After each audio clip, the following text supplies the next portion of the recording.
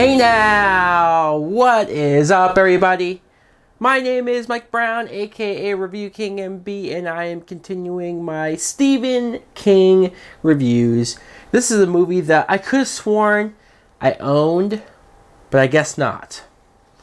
I'm talking about Misery. Misery is a 1990 film that is based on the novel with the same name written by Stephen King and is directed by Rob Reiner, a guy who has directed a couple, if not more, of Stephen King books. The plot is we meet James Caan as Paul Sheldon, who's this famous author.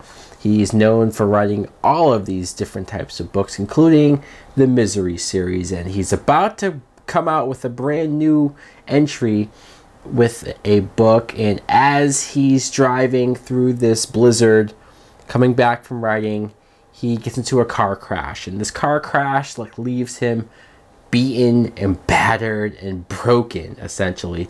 Luckily, somebody just so happened to be on the road and saw this and saved him. He wakes up in this house with this woman who I guess is a nurse, and she's taking care of him.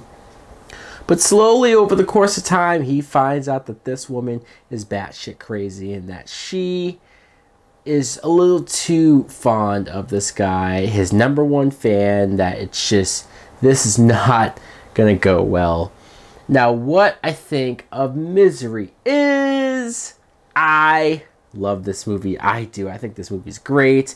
So much good things going on here. First, let's talk about the actors and the characters. James Caan as Paul Sheldon. I like James Caan.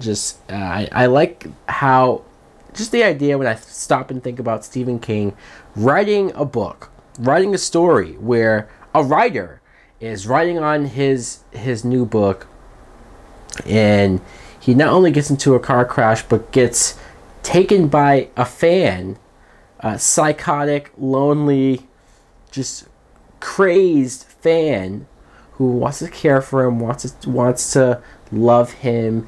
And then even the moments where she's critiquing his stories and his characters and what should be done, this and that, like, either Stephen King himself had nightmares about something like this happen to him, or he's had interactions with crazy big fans that creeped him out so much that it forced him to think of something like this. This story, when you see what happens to Paul Sheldon in this blizzard, and you find out that not only is Annie Wilkes, played by Kathy Bates, not only was she following the guy and stalking him at his place where he was staying and just looking into the windows and just being fucking creepy, that's how she was there and saw that he got into the crash. So yeah, sure, she saved his life, essentially.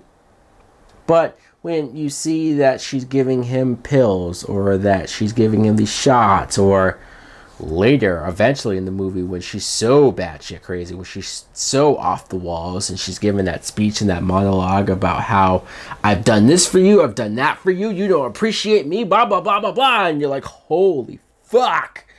I'd rather have died in the blizzard than deal with this shit. But then once she figures out that James Caan has been trying to get out, has been sneaking out and trying to see, even though he's hurt, he's been trying to find a way out. The scene where she takes his ankles with the piece of wood and the sledgehammer. If you've seen this movie, fuck, you know what I'm talking about. It's so hard to watch. It's so cringe-worthy to watch.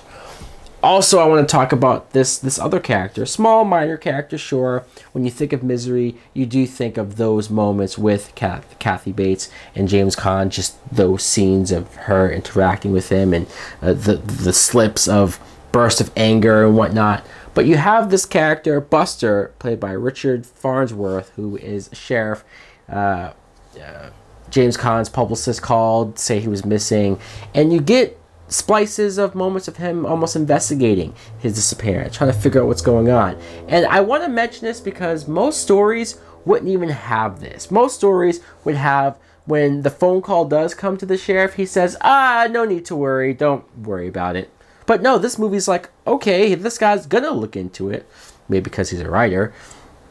But he is going to look into it. He does come close to figuring out what's going on, finding her, and sure, maybe it doesn't end well for him, but I still appreciated that element of the story. Obviously, like, I've only seen this movie a handful of times, but every time I watch it, it gets me. The performances, the acting, it's no wonder Kathy Bates won an Oscar for such a creepy, evil, but convincing role. Kudos to what I think is one of the best or better Stephen King adaptations, Misery. So guys, let me know in the comments below if you too have seen Misery. What do you think of it? Do you like it as much as I do? Is it one of your favorite Stephen King adaptations too? Thanks for watching. Like, comment, subscribe. Later!